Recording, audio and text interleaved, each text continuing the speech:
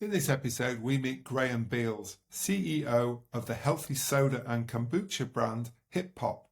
We discussed how he landed the role of helping the founders scale their business to the next level and what that now involves on a day-to-day basis.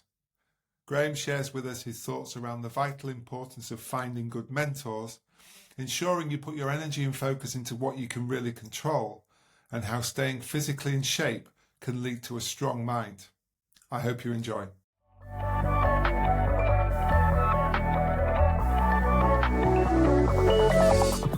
Hello, welcome. We have Graham Beales with us today from Ep001, a range of soft drinks, kombucha soft drinks that are starting to take on the market based over in Manchester. And we're delighted to have him on the podcast. Thank you, Graham. Hi, Steve. How are you? Thank you very much for inviting me on today. Looking forward to having a chat about what we're up to. Yeah, definitely. There's a great story here to tell, and I think it'd be quite good, I mean, we could start off with you. I think it's always good. So it's good so people can understand the person behind the business and behind the role. So maybe if you could just give us a bit of a heads up about how you've got here today. Yeah, sure. So I've been with Ep001 for a year now. Joined as the CEO after having worked with them consulting. Before that, I spent I had a couple of years off doing stuff that I like to do, mountain biking, scuba diving, that kind of stuff. And then I spent 4.5 years at Grenade prior to that. The rest of it before that's relatively boring, but I've been in fulfillment. I've been a consultant previously, spent a couple of sessions where I've taken 2 to 3 years out and traveled the world and played around and explored and stuff like that. But not your typical corporate career driving towards to be a CEO, because I think in truth I fell into this role.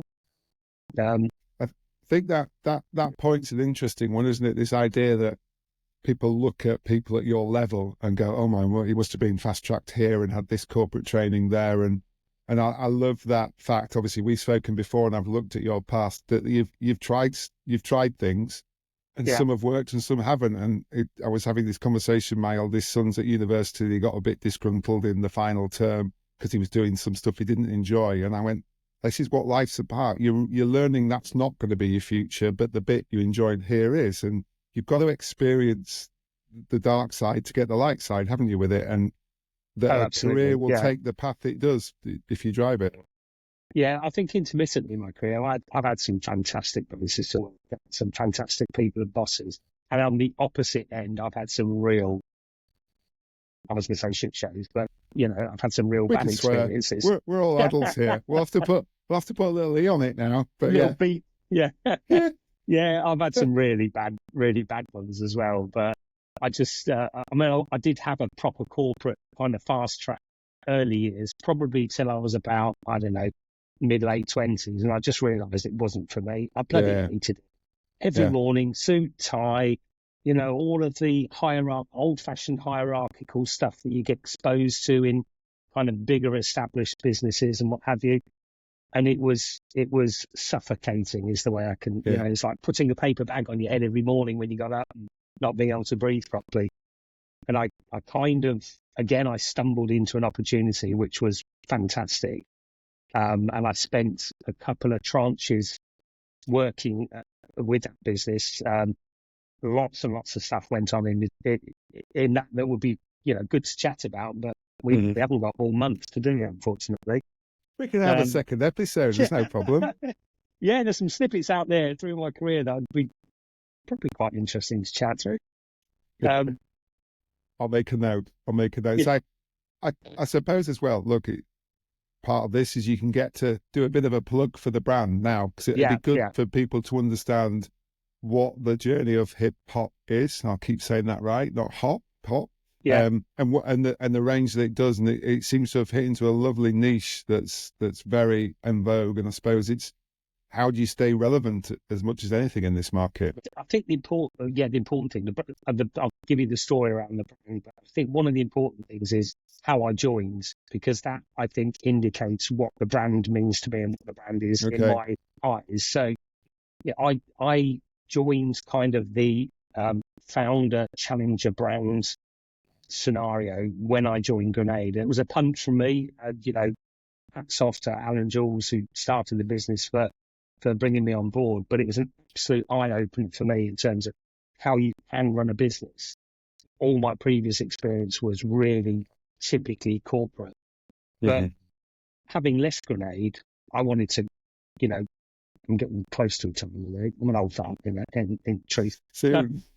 And I just wanted to do I just wanted to be my own boss again and just do my own thing again. So I started up a consultancy, and I was really lucky because I managed to connect with loads and loads and loads of brands, and had a fantastic relationship with them. I was able to, I was working 7 days a week, 18 hours a day for the first year, which was exhausting.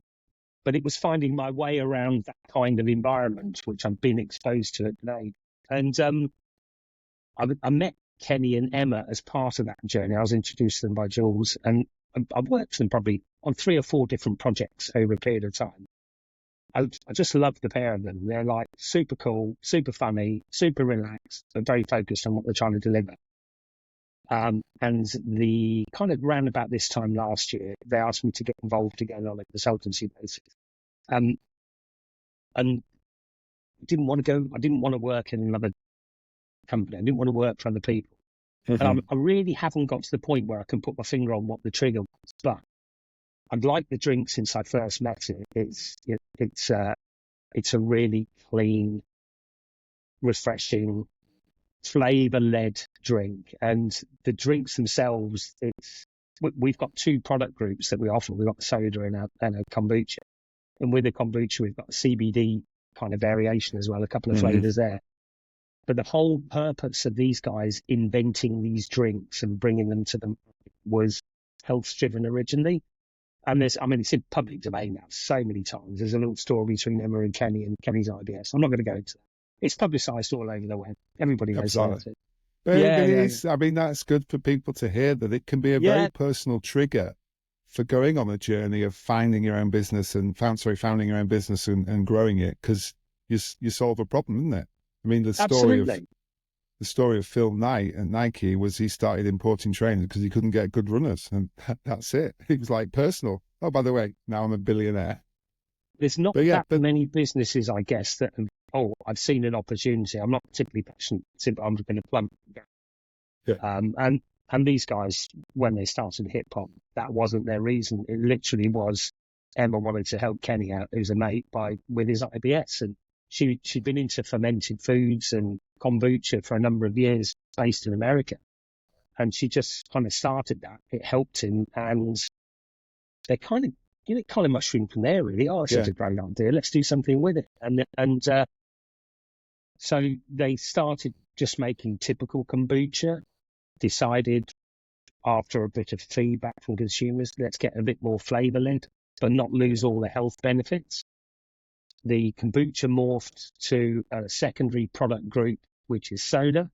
Soda, again, what we do with our soda is it's health-driven, so it's low sugar, no artificial anything. Added inulin fibre, Bacillus coagulum, which is a culture that's proven to support gut health, your microbiome. And we do kind of, within those 2 product groups, everything's focused on flavour first, health benefits, not secondary, parallel, aligned. But people are not going to pick a can of drink up and think, I'm going to drink that even though it tastes crap, because I know it does. I know it does me good. That's a very good point, because obviously, hopefully people will go and look up the brand. It looks great, as in it would appeal on the shelf, which is such an important part. But then, like you say, because obviously in my research, I've tried these drinks.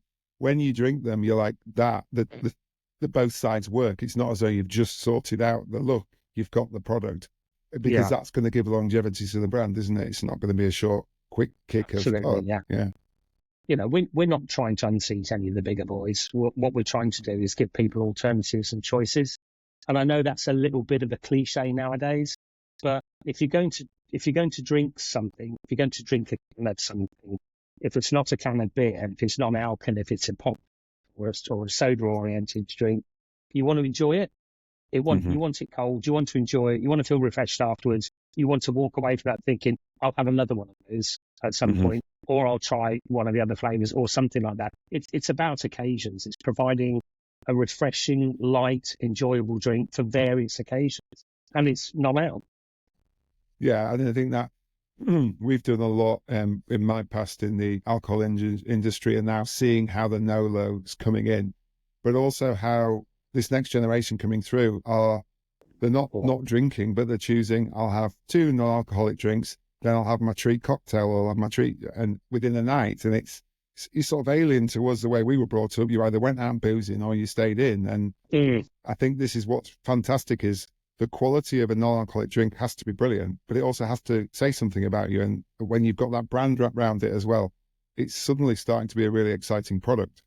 Yeah, I think our branding particularly, if you pick a can of that up in a pub while your friends are drinking wine or gin or beer or whatever, it doesn't look out of place. Yeah. You don't feel excluded, you don't look excluded, and you're enjoying something at the same time as well. And that is so important. The health benefits of the drinks are really important, but people are only going to come back if they enjoy drinking it. Yeah. And that's really our focus. Yeah, because it's interesting, isn't it? You've got a sector in terms of the health benefits that, I suppose, have you seen a spike in increase since like the Zoe things being very vocal out there in terms of gut health, and they've now got the listings of some of their products into M&S, which makes it very mainstream. Is that helping people to understand that you can have something that tastes nice and sorts you out as well? Absolutely. I mean, we're not making claims about this as a miracle cure or anything, but the science that's behind people like Zoe, the awareness that the consumers are getting around the importance of gut in terms of overall balance of your health, that's really supporting what we're doing. And it was one of the key drivers when Emma and Kenny started the business as well. And it's always going to be a key part of our DNA in terms of the brand. But I keep going back to, nobody's going to pick up another can. It's like medicine when you're younger, or it tastes bloody awful, but it'll make you better. We don't want that. That's not what we're about. It's, God, it tastes good, and wow, does it really benefit me? And the realization that you've got access to something as simple as that you can enjoy as well, that you actually know subliminally even that it's doing you good. Yeah, because there's that psychosomatic element to it, isn't it? It's thinking, this is that, and I mean, I'm enjoying it, which is wonderful.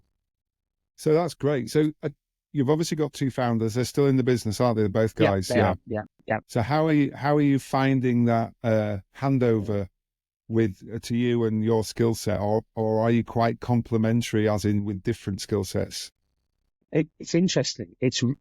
We do have overlapping and complementary skill sets, but I've been lucky to work with, since Grenade, a lot of brands that are founder-led, and everyone's very different. But there's one common element in all of them, and that brand, that business, whatever you want to call it, is their child. And I don't know, again, it's a little bit of a cliche, but and this is representative of where we are now in hip hop. Emma and Kenny had a child, hip hop. Their baby, yeah. Yeah, their baby. They've got it through the kind of nursery period, your preschool element. They've looked after it, and actually they need to get somebody else to look after it now. And that's where I step in, and my job is to get them through their early teen into adult life. That's where I've got to take the brand. But parent would never take their eyes off their child. They want to know all the time. Yeah. And the knowledge you get from building a brand, you can't just parachute somebody in and give them knowledge. You can't do it. It's impossible. I've got a bunch of experience which is very, very varied, and it complements what they've done building a brand. I mean, I couldn't start a brand up. I'm not that kind. I don't have that string of DNA that founders have, which is exceptional and extraordinary, and you need it to be able to drive through those times. I don't have the kind of history of learning about that in my career, but that string of DNA they have, but they can't let go of their child. But they are so unbelievably supportive. They've kind of said, right, that is the baby. We're going to step away. But if we think you're going to drop the baby at all, we're here and we'll shout. They're watching. Yeah. Yeah, all the time. Yeah. Which is fine. I mean, that's how it should. And it'll take, they've taken 4 or 5 years to build the business. It'll take them 4 or 5 years to get to the stage where they don't need to look back, and it'll be transitional, and it'll gradually get, more and more separation for them, but still be involved because they are the DNA. Mm-hmm. I think you look at that, and obviously we were talking earlier, I've met quite a few people now through this little journey, and the good brands are where the founder has understood their role. And I'm not saying that because, to give you an example, we are, in terms of our business, we're on a buy and build. So we're buying up lots of agencies, and what we're giving them is the freedom to do what they're really good at, which is to be creative or to be really good at their superpower. Whilst we take all away the bits that bore them, and they're not very good at, if they're honest, the people management, the financial management, the sales and marketing. And what that allows them to do is just be their superhero every single day. Yeah. And it's the same thing, but we go and see lots of businesses, and the founder will be going, oh yeah, we're on a good run, but this time next year, you'll be going, you look at the figures, and it's like, no, you've done brilliantly. Like you say, it's a real skill to grow a business. But when they plateau, that means it's because you don't know how to do it. It's not that you're wrong, it's just that you've got a skill set that, like you said, you could never do, but you can. Yeah. So I'm assuming that... Go on. I was just going to say, even people they bring into the business, even people that come into the business, they will plateau at some point as well. There'll be a point where actually you can't go any further. And there will be, to a degree, that churn. But I think looking back, because I worked with Emma and Kenny for kind of 18 months, 20 months, the difference between I first joined them and supported them to the difference when I joined the business was tremendous, because it was them that drove the fact that we need to bring somebody in. It was that recognition point that you touched on earlier. And that's absolutely critical. It's just a big thing. And I think I just tip my hat off to anybody who can make that decision, because you're admitting, aren't you? Right, I've got a place here, but I'm not able to really see this. If we're carrying our analogy, we come to an adolescent and an adult, and then from there on. So how much are they involved on a day-to-day basis? Very little. Yeah, so I guess at the moment it's reporting into them as founders, and this is the state of the business, seeking advice. They're with us twice a week, but over there somewhere, not getting involved. And I think the relationship that we built up has got a fantastic balance. So they have different perspectives to me. And they will share those perspectives with me in a positive and constructive way, which is something I need as new to the business and not owning the baby. It's something I need to get from them, so I maintain the perspective that they set out when they created the business, add to it and add value to it to enable it to grow. And were they able to share their vision of where they want this thing to go? Or is it just a case of how do we get this to more and more people, because it's a good thing? No, they had a vision when I joined, and I kind of went, yeah, that's good, but it's not really big enough, is it? So it's interesting. So if you've worked on and off with the business throughout probably a 3-4 year period in and out? Is it 3 years? Just 2 years. Just 2. Oh, sorry. Yeah. Oh no, 3 years. 3 years. Yeah. How much has it changed? Is it a size? Is it an operational thing, or is it just an attitude thing that you've seen change in that time? Well, I think physically there's 2 extremes here. So when I first worked with them, they were in their original brewery, which is on a farm in Dunham Massey, and in like polytunnels that were designed to grow mushrooms and that kind of stuff.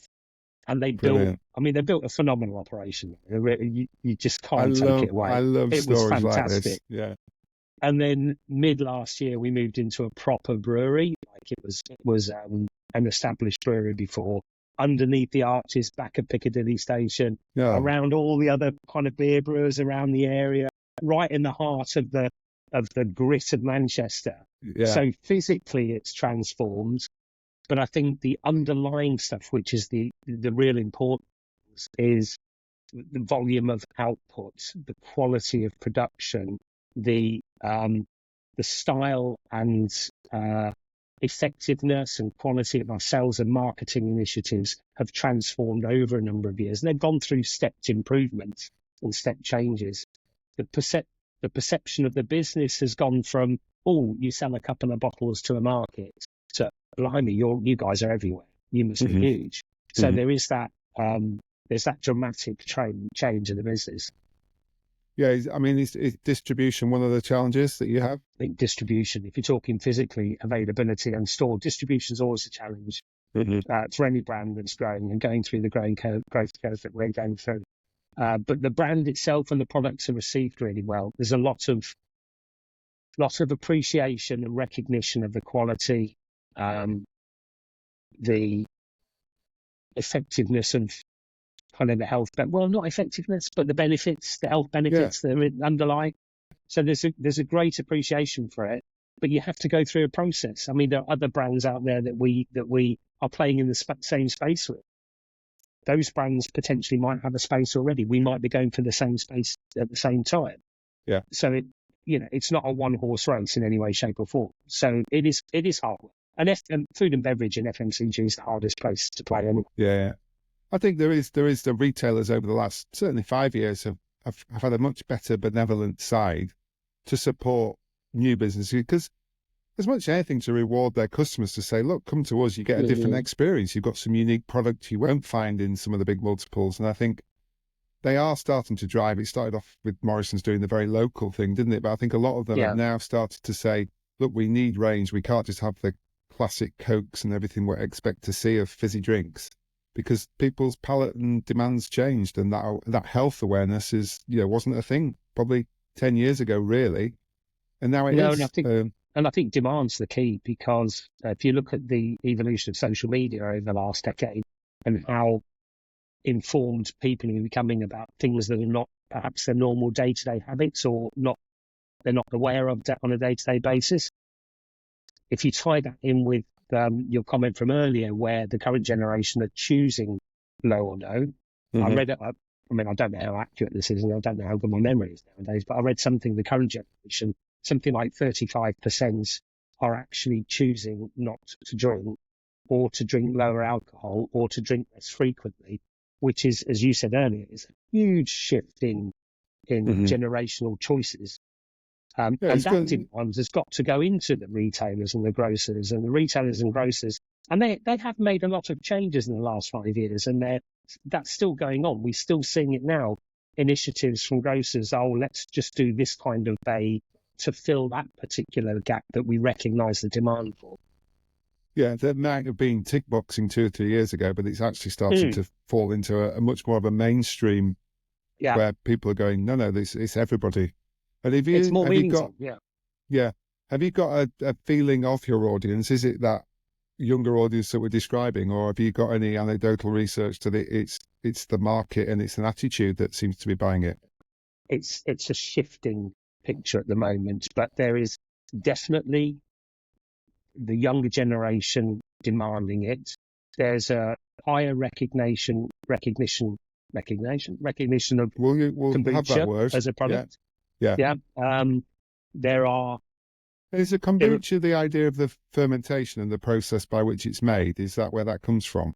Yes. Yeah. I mean, I don't know the depth of history. I know kombucha. There's a kombucha manufacturer. I think, got a feeling they're in Australia, and they've made a very specific claim that they're making their kombucha the same way as it was made 2,744 years ago. And we know it's been around. They're the champagne of kombucha, aren't they? Yeah, absolutely. And we know it's been around for a millennia, but it's not massively scientifically researched. It's like a lot of things, when you're younger, meat and two veg, you've got to have your meat and your two veg. There was a proper thinking, but no particular science. And I think kombucha is accepted along with a lot of other fermented goods, that it is good for your gut because of because of how it's made and what it produces and stuff like that. So I think there's a higher engagement from an older members of the population, because as you get older, you get gut problems, and kombucha supports that, or relieves it, or helps them, or whatever. It comforts. So it's a very, very broad spectrum at the moment, and we don't just offer kombucha. We've got a very, very strong kind of healthy soda range, which gives similar health benefits to kombucha with perhaps more established thinking behind it. Again, flavour driven. So that's really, that doesn't have an age range at all. You know, there's perhaps with kombucha, older people recognise what it is and normally use it. Event switches you on, doesn't it, to it? Yeah, to go, something happens. Yeah. There's a sudden awareness. A friend recommends it that's got into it, or you see something, I don't know, in a documentary or whatever, or in a program. And there's multiple triggers about how people get there. But I think what we want is recognise the brand for being a really, really good tasting drink, and it is. And it's 100% natural. And, you know, kombucha's got health benefits. Our sodas have got health benefits. And that's kind of the absolute final tick in the box for somebody saying, right, I got it. Yeah. Are there any plans to potentially evolve and widen the product range? Or obviously the name is going to be a drink to most of us. But do you think there's any ambition to try and stretch further? I think you never say no, obviously, to opportunities. But if you look at brands like Red Bull, for example, they became massive on a single flavour. We've got 13 different flavours at the moment. Yeah. Adding to that would probably be irresponsible at the moment. Yeah. And you get to that stage by wanting to tick every box for absolutely everybody. And you can't do that to grow a business. So you've got to be able to satisfy the majority of the population with your variety of flavours and different types of product groups and drive it that way. So who knows? You never know in the future, do you? You never say never. That's one lesson we can give. Yeah. Yeah. Because it'll come back to bite you. So yeah, like my ambition for growing the business. Yeah, there you go. I've written that down. It's now fact. You've recorded it. So in terms of your time at Grenade, which obviously was probably a market in, obviously slightly different market, but a market in the same sort of state where you were having to do quite a lot of education for people to realise this is a thing and this is what it can do for you and here are the benefits. What have you managed to leverage from your time there now at Hip Hop? Oh, you wouldn't believe how much. Well, that's another lesson we can give people, isn't it? There's no new ideas. You just recycle. I mean, I think like a bunch of other strong brands, I'm not going to go into which ones or why, but I think what the founders of Grenade did, Alan Jules, was just so smart. Because the protein world, for want of a better phrase, so that's all the pre-workout, all the nutritional supplements stuff that are that associated every week with at the gym doing, yeah, all of that kind of stuff. It was like a very, very niche targeted audience for that. And then, yes, they're going in and out of Pure Gym 15 times a week. And everything that they wanted to sell was already available. It was already there on the market. Tasted crap and it was boring as hell. And what they did between them was bring that unique branding and elevated the quality of the products. Been multiple folds. I don't know how many. Yeah, but it was very functional, wasn't it? At first, it was like sometimes some powder you mixed and that was it. But whereas then suddenly you could take a bit like with hip hop, this stuff can taste nice and do good for you. Yeah, it's exactly what they did. They knew, we know, everybody knows protein's good for you. It strengthens your body amongst a bunch of other things. But actually making it palatable, making people want to go, oh, it's a little bit expensive, but bloody hell, it tastes good. And actually, it does me quite a lot of good with whatever. So launching the brand in the way it was, the new brand when they did, was just like a stroke of genius. But it was, I think my biggest takeout from them was the journey that they went on to take it from, only people going to the gym or elite sports through to, let's grab a bar when we're filling up the car, kind of, mass market. Keep me going, busy week, etc. That journey. So they went through probably 3 or 4 different phases or 2 different phases, but it transitions. So there's one key point where actually I'm going for it just like a normal person going to run. They're not an elite athlete. They don't do it every single day. They just Joe blogs, normal everyday person. Let's grab a bar because it's a little bit of extra protein that's easy to take, and it's a bit of a treat as well at the same time. Mm-hmm. And that was one of the things that always sticks in the mind on that journey, right the way through to the final sale, which has become quite public knowledge and Yeah. a lot of awareness around. Yeah. I think it's And I brilliant. mean, there's so many other things that I could share with you that I picked up from working in that environment strategically, and just instantly or occasionally or tactically as well. There's so much that went on in such a short period of time. It's kind of like a lifetime's worth of learning in the traditional work environment, Yeah. slammed into 4.5, 5 years.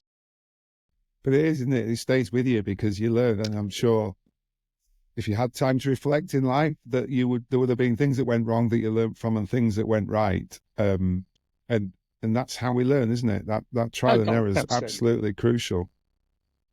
Very good. I think it's interesting that you suddenly got this parallel running through. That then, I think it is worth just stopping and realizing that is how you learn this idea of. And we talked earlier about before we started recording about decision making, didn't we? And do you make decisions sort of very analytically? Is it all based on data, or are you shooting from the hip sometimes? How does that work in an organization?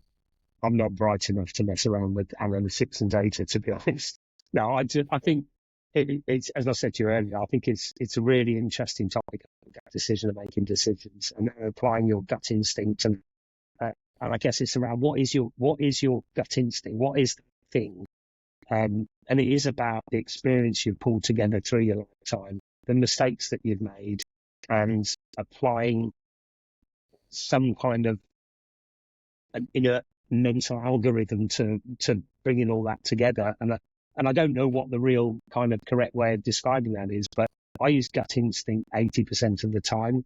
And it's like when you first meet somebody, I think somebody somewhere decided that you get to kind of form an opinion in the first 15 seconds or 5 seconds, whatever. And that's very similar to gut instinct. And I think for me, I immediately have an opinion on something based on what's faced in front of me. I sometimes shoot myself in the foot by going, right, that's absolute no, that's it. There's no room for move. But I've learned over the last kind of decade or so, you don't do that. There's no room for absolutes. But I think you've got to apportion the risk to the decision that you're making and then determine whether gut is enough. So shall I use a black or a blue pen? Well, use your gut instinct. What do you fancy? Shall I commit to a £10 million 3-year contract with this person? Let's have a little bit of data around that. Let's have a bit of analytics around that. And there's vast gap in between scale, where you should apply it. Absolutely, yeah. So I guess I'm led by gut instinct, but I think I'm old enough and wise enough to know when the risk becomes such a risk, when the risk becomes so high that you need supporting data. And that actually might be quite low, because if it's affecting people, you probably need to get that at a lower level of risk than if it's, are you gonna blow 10 grand on a over 12 months on a bad decision about which carrier you use or something like that. Yeah. I think that that a lot of it as well, I think, though, is to keep a business that's growing as quickly as yours and with the opportunities, is that you have to actually make decisions, because I think sometimes people can get paralyzed not to make them. And I think that's worse than making one and realizing, oh, we're not going quite down the road, we can deviate, rather than go, well, let's just see, because what people pick that up, don't they? Oh, absolutely, yes. And I think if you isolate yourself or insulate yourself from the rest of the world and just go, right, that's what I'm doing, full stop, and don't get advice, support, second opinions, whatever, then you will probably make some very, very serious mistakes. But if you look at my position now, I've got to lead this business into its growth. I've got 1, 2, 3, probably five high-end advisors I can lean in 24/7. What do you think of this idea? How do you think? What do you think of my approach? We've got our board as well, and personally, I've got a vast network, and also a network I've built up over the years. But one of the things I encourage our senior leadership team is you need probably 2 or 3 minimum mentors that you can lean in from outside of the business. So one person that's maybe where you are, so you can bounce similar ideas. Yeah. One person that's done your journey that you're going through over the next 5 years, find somebody that can give you the advice for that. And then somebody that you think at this moment in time you want to be like. And if you can pitch your mentorship like that, you've pretty much covered kind of where you think your path is at this time. And I guess you've got to be careful you don't trench yourself into one route only, and maybe widen the experience of those people and what kind of channels or businesses they've come from. But, you've got to get the context of the advice, haven't you? But exactly, yeah. I think the way a lot of things are presented in the world now, people are assumed they have to do everything themselves. And like you say, that idea of talking to a peer, even if it's a parallel market, they are dealing with very, very much similar sort of challenges. And it's good. It is literally good to talk and ask you through, even if it's just to reassure you, yeah, we're on the right path. Let's carry on. But it's asking. There was an old boss once told me, he said, I don't mind you asking questions all day, every day. He said, the one thing I will say is just make sure it's not the same question. And it is, isn't it? Because then if I'm showing I'm interested in trying to hoover in information and data from my boss, that's great. You now know when you've got people coming up through a business, I like that. They care. They're being smart. But yeah, I've always remembered that. It's like, what was the answer to that? I'm going to have to try and remember it. What's really worrying is the older you get, the dumber you realise you are. Because you just get such a big network, you realise how smart everybody else is. Yeah. Very true. We won't name names of clever people, but yeah, completely. So what you're quite interested in, Graham, what sort of leader are you then? What's your style? I'm finding it quite hard to ask. I'm quite Go on, you can sell yourself now. Come on, Graham. I'm quite relaxed. Yeah. Very collaborative, I think. Strong-minded and I have strong opinions. But I don't. What I say to the guys, and I've said this to the new team that I brought in here. There's four heads of and me. We're like, that's our circle. Each of us has 20% of the responsibility for making it a success. Your fours, 20% each is your specialism. So it's marketing, finance, ops, and sales. My job is to make a decision. Make the decision if you guys can't agree it. Challenge any decisions you make that I don't agree with. Give you the tools, knowledge, and experience you need to do your job, and get rid of any blockers. If anything gets in your way, hand it over to me. I'll get rid of it. So allow them to perform, really. Then, so the rest of it's up to you. Yeah, everybody has objectives, everybody has targets, but they've got complete autonomy with a weekly touch-in to make sure that nobody's going off piste.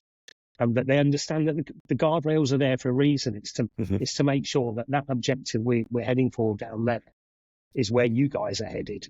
But yeah, we're definitely not autocratic in any kind of way.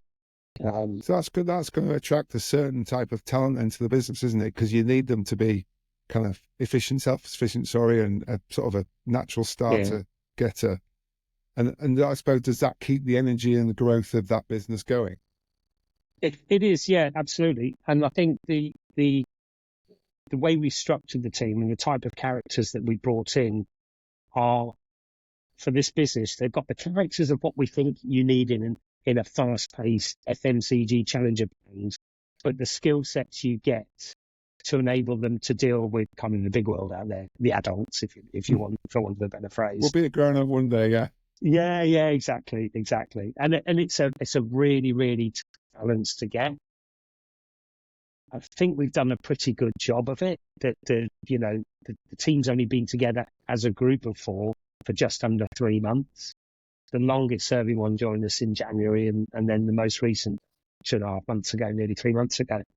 And they need gelling time, and they need to find out what their work rhythms are and their pain points and that type of stuff. But as characters, as individuals, they've gelled like that. It's been absolutely phenomenal. Brilliant. And we just get to the stage where we find, okay, that's where you don't like it so much. That's where you do like it so much. Let's try and start to mold it. So I guess look out, look in, support, give direction. Get a little tattoo on that one, I think. Yeah. That's brilliant. But it is, isn't it? Because people are talented and you need to give them freedom.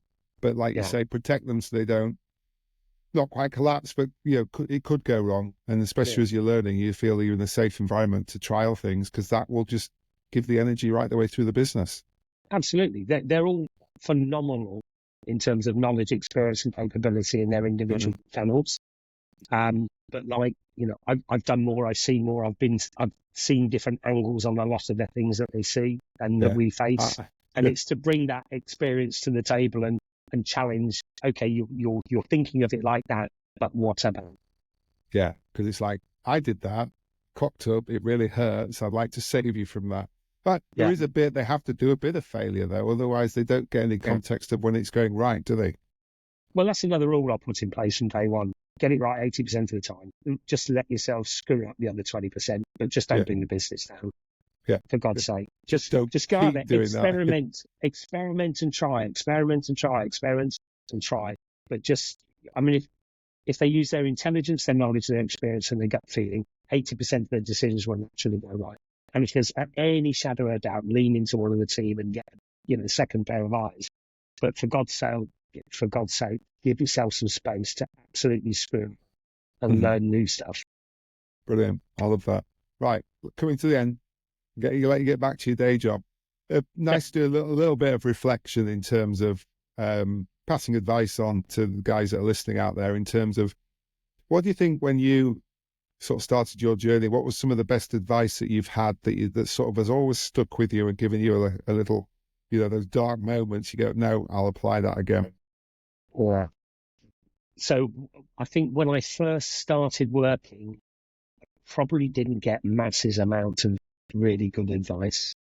The one thing I did get was trust your gut, and I've stuck with that. But probably in the last, 15 years, I've got more better because I've been 15, 20 years, I've been exposed to more people, different things.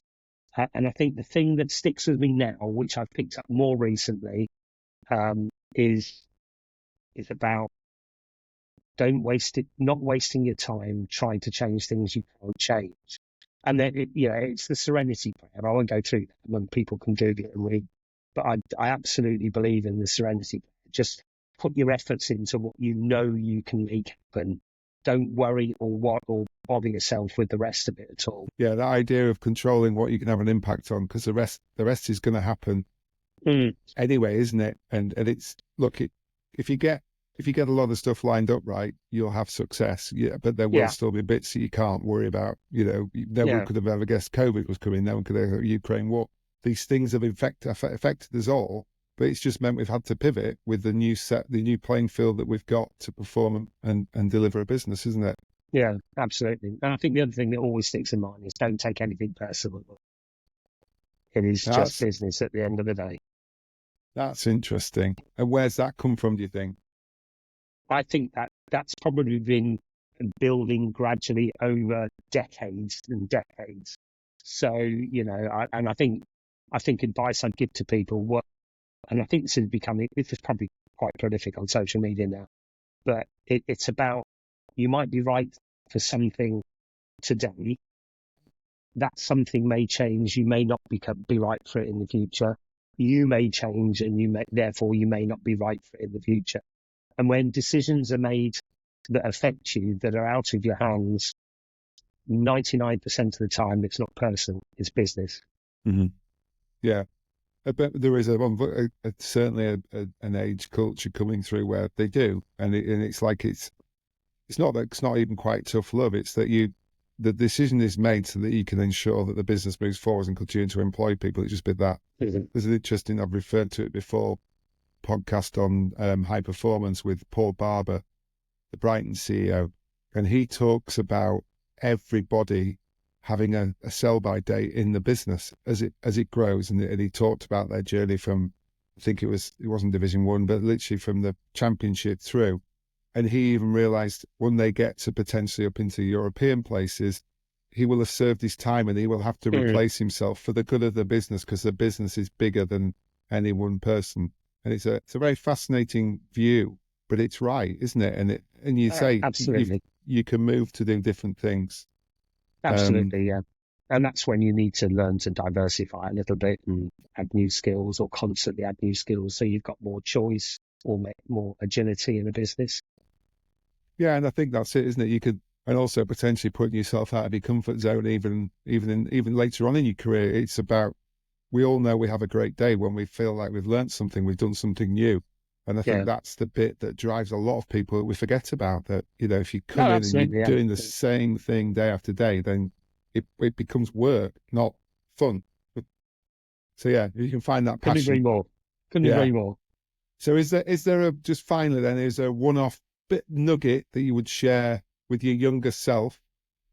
Starting out, he's just left school, he's just left uni, he's just done whatever, he's been traveling, he's going, right, this is it now, I'm working for the next, well, luckily for those 50 years. What would be that nugget of advice you'd give yourself? It's not work related in any way, shape or form. But I would say to myself now, concentrate more on physical fitness. You don't have to be extreme athlete. You don't have to be, you know, like the world champion in something, but just good general physical health to support your mental health when you get into your 40s and above. When you perhaps your brain starts to fog a little bit, you start to be a little bit more concerned about your longevity and all the things that impact mental health. Physical health when you're young, develop it, build it. It needs to become embedded in you so that you are mentally stronger when you're older. That's what I'd go to myself and say, right, drink 3 less pints tonight now. Drink kombucha. Yeah, exactly. Yeah, that's brilliant. I love that, because you're right. It is the classic endorphins are released, and you are a different person when you've done that sort of activity, and you're more alert, you're more awake, and you, like you say, your brain sticks with your body then, doesn't it? Absolutely. And you know, you are building up your long-term resilience, which will give you, unless you're really unlucky, a longer, healthier, happier life. Mm-hmm. Maybe not as much rugby as we've done between us, and that might help. Oh, Graham, that has been fantastic. Thank you so much for your time. It's been brilliant to hear your story. Thank you very much. I really appreciate the invitation, Steve, and great to have a chat with you. Thank you, mate. Take care. Speak soon.